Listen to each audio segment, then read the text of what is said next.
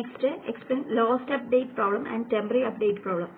Lost update problem already explain ചെയ്തതാണ്. അതെന്ന് വെച്ച് കഴിഞ്ഞാൽ വേറൊരു ലോസ്റ്റ് അപ്ഡേറ്റ് പ്രോബ്ലം നമ്മൾ കൺകറൻസി കൺട്രോൾ വീഡിയോയ്ക്കകത്ത് ഓൾറെഡി പറയുന്നുണ്ട്. അപ്പോൾ എന്താണെന്നുള്ള ജസ്റ്റ് പറയാം. അതായത് ലോസ്റ്റ് അപ്ഡേറ്റ് പ്രോബ്ലം എന്ന് വെച്ചാൽ അതായത് when two or more transactions read the same data item and update it on it based on the old value. അതായത് എന്ന് വെച്ചാൽ നമ്മൾ റീഡ് ചെയ്യും, പക്ഷെ നമ്മൾ സെയിം വാല്യൂ റീഡ് ചെയ്യും, പക്ഷെ അപ്ഡേറ്റ് ചെയ്യുമ്പോൾ റൈറ്റ് ചെയ്യുമ്പോഴത്തേക്കും നമ്മൾ എന്ത് ചെയ്യും, അത് ഡിഫറെൻറ്റ് വാല്യൂ ആയിരിക്കും കാണിക്കുന്നത്. ഞാൻ അന്ന് പറഞ്ഞിരുന്നു ലൈക്ക് T1 കാണും, T1 കാണും,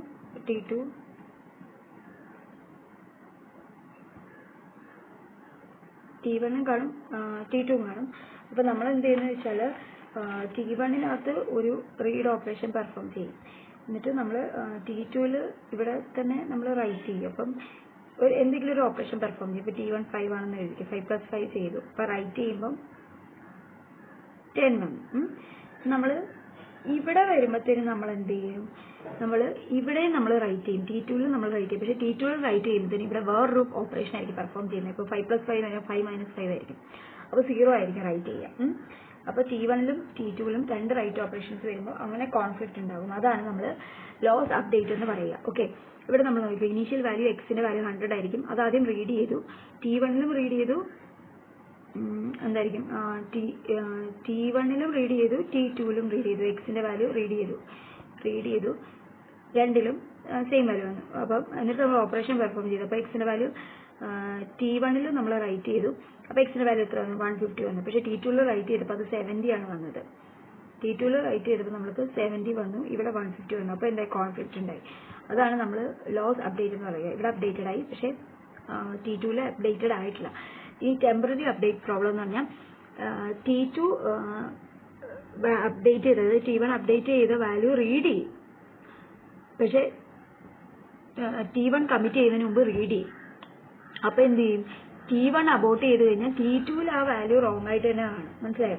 ഇപ്പം T1 വാല്യൂ എക്സിൻ്റെ വാല്യൂ 150 ആയിരിക്കും. T1 X1 വാല്യൂ എത്ര ആയിരിക്കും, 150. അപ്പം എന്താ, റൈറ്റ് ഓഫ് എക്സ് 150 നമുക്ക് കിട്ടി. T2 X read of X 150 ആയിരിക്കും.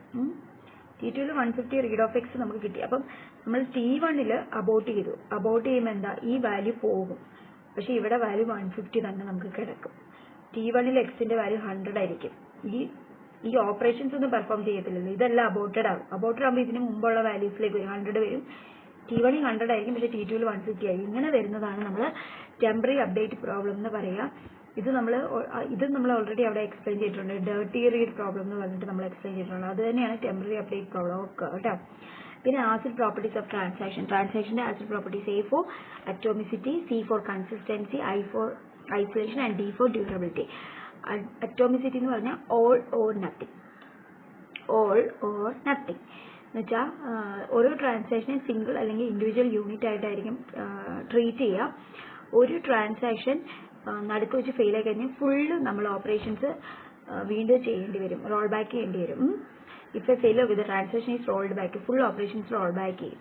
അറ്റോമിസിറ്റി എന്ന് പറഞ്ഞാൽ ഓൾ ഓർ നത്തിങ് എന്ന് വെച്ചാൽ if a transaction fails in the mid way everything needs to be roll back. അടുത്ത കൺസിസ്റ്റൻസി എന്ന് വെച്ചാൽ ഒരു സ്റ്റേറ്റിൽ നിന്ന് മറ്റൊരു സ്റ്റേറ്റിലേക്ക് പോകുമ്പോൾ അതെന്താ, കൺസിസ്റ്റന്റ് ആയിരിക്കണം. ഒരു കൺസിസ്റ്റന്റ് സ്റ്റേറ്റിലായിരിക്കണം.